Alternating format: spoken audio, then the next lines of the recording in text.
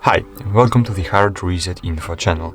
In this video I want to show you how to clean your Motorola Edge 30 Pro USB charging port using only household items.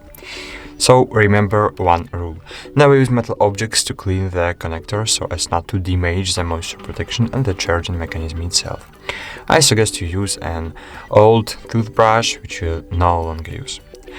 And there is a piece of paper in my charging port that is preventing the charging cable from going all the way into the connector, and now we are going to try to clear it. So to get it out, you first have to take the cover off and take the brush in your hand. Then gently insert the one part of the toothbrush in charging port. Then gently try to pry out the piece of paper.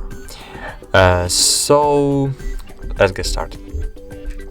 Insert the one part of the toothbrush in the charging port and gently try to pry out the dirt. So cool, that's all. Thank you for watching, like this video, subscribe to our channel, and bye, see you.